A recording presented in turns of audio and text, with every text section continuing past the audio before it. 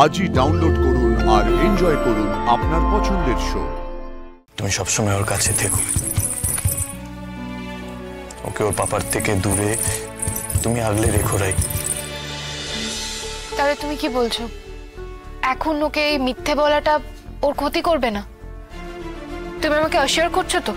আমি এটাই বলতে চাইছি যে একটা রিস্ক নেওয়া দরকার।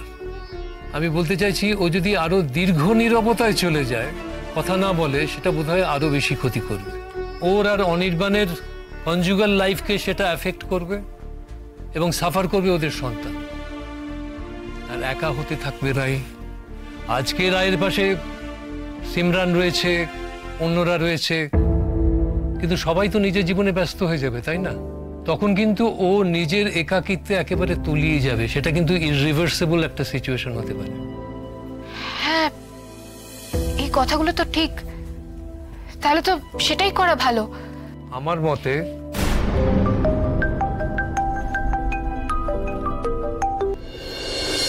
এক মিনিট।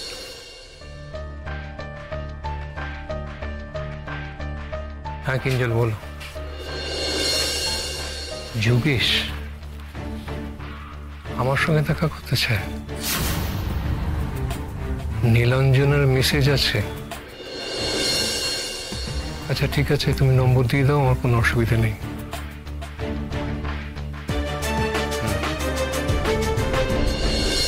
ডাকাতি আমাদের একবারের জন্য মহাজনের হাত থেকে বাঁচাতে পারে, কিন্তু তাতে তো চিরকালের জন্য আমাদের পালিয়ে পালিয়ে বেড়াতে হবে, সেটা তো সম্ভব নয়, তাই না? আর তাতে শুধু আমরা নয়, গোটা গ্রামবাসী বিপদে পড়বে। তার উপর পুলিশের অত্যাচার তো আছেই, গ্রামবাসীদের ঘর ভাঙে। কিন্তু আমরা যদি এই উপায় ভাবি, তাহলে আমাদেরকে আর ভয় ভয় পালাতে হবে না। 1 বছরে না হোক 2-3 বছরে আমরা আমাদের অবস্থা বদলে ফেলতে পারবো। না, নীলাঞ্জনা যে উপায়টা বলছে তাতে পুলিশের ভয় নেই, ঠিক কথাই। তবে 2-3 বছর বাদে আমরা কেউ বেঁচে থাকবো না সেই ভালো দিনটা দেখার জন্য। তার আগেই না খেতে পেয়ে আমাদের সকলকে মরতে হবে। ঠিক বলেছো সর্দার। পেটে ভাত না পড়তে পড়তে চড়া পড়ে গিয়েছে এমনিতে। আজ বাদে কাল শুকিয়েই মরবো। আর এতে মহাজনের লাভ হবে। আমরা মরলে আমাদের জমি বাড়ি সব দখল করে নেবে ওই শয়তানটা। তোরা থাম থাম, আমাকে আগে শুনতে দে মেয়েটার কথা। তুমি বলছো যে গাড়ি বিক্রি করে আসবে টাকা, আর সেই টাকায় হাঁস মুরগি গরু বাছুর কেনা হবে। বাহ, একেবারে এইটাই বলছি।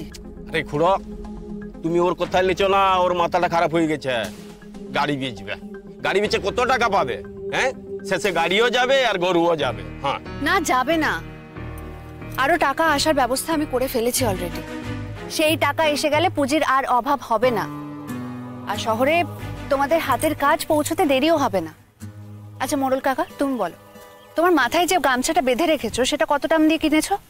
এ গামছাটা তো আমি কিনেছিলাম 3 বছর আগে। তখন নিয়েছিল গিয়ে 10 টাকা। 10 টাকা? আর এই গামছা যদি 120 টাকায় বিক্রি হয়?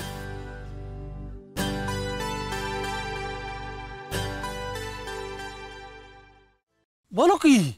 আরে এ তো আরো বড় ডাকাতি। তা কিনবে টাকে? আরে আছে আছে, কেনার লোক আছে।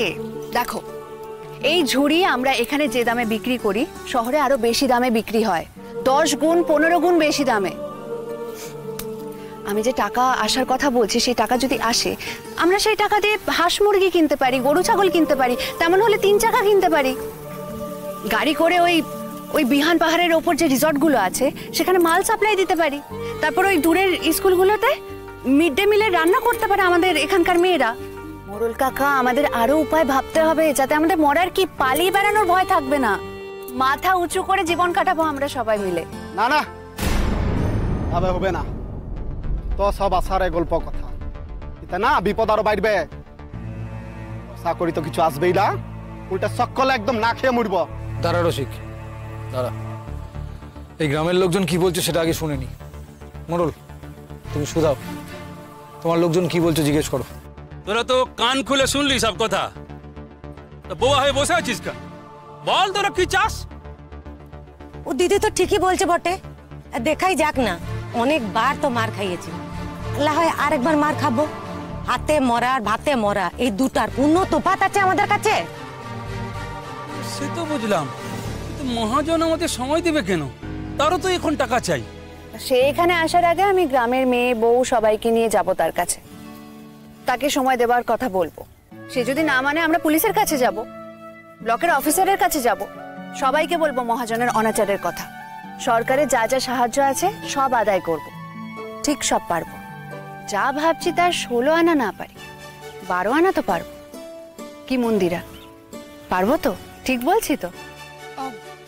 আমরা সফল হব কিনা জানি না, তবে তোমার সব চেষ্টাতেই আমি তোমার পাশে আছি বই। এখন বুনে বুনে খুব ভাব হয়েছে না, পরে মুখ থুবড়ে পড়লে না, মুখে কিছু বলতে আসিস না। কে বলতে যাবে রে? দেখা যাবে তুই হয়তো আমার কাছে হাত পাততে আসছিস পিড়ির জন্যে।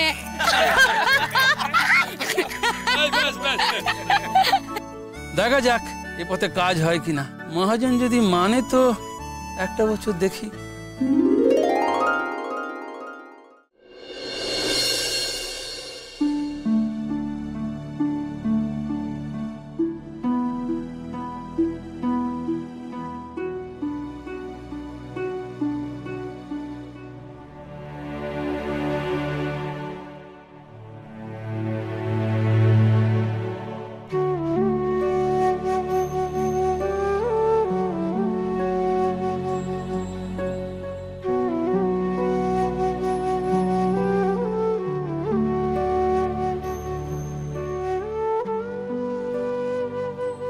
কথা বলছিলি বিল্লির সঙ্গে?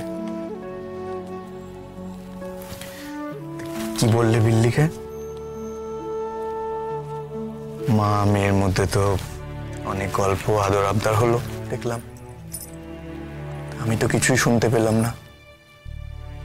আমাকে বলবে না মা মেয়ের মধ্যে কি গল্প হচ্ছিল, কি কথা হচ্ছিল? কি বললে মেয়েকে? বুঝেছি, তুমি বিল্লিকে ওর পাপার সম্পর্কেই বলছিলে, তাই তো? বলছিলে ওকে যে তোর পাপাটা না বড্ড পচা, খুব খারাপ, একদম কথা শোনে না, তাই তো? এটাই বলছিলে না? ঠিকই বলেছো তুমি রাই। বিল্লির পাপা বড্ড পচা, খুব খারাপ ওর পাপা, কিন্তু ওর মাম্মা তো খুব ভালো। তুমি সবসময় ওর কাছে থেকো, ওকে ওর পাপার থেকে দূরে তুমি আগলে রেখো রাই।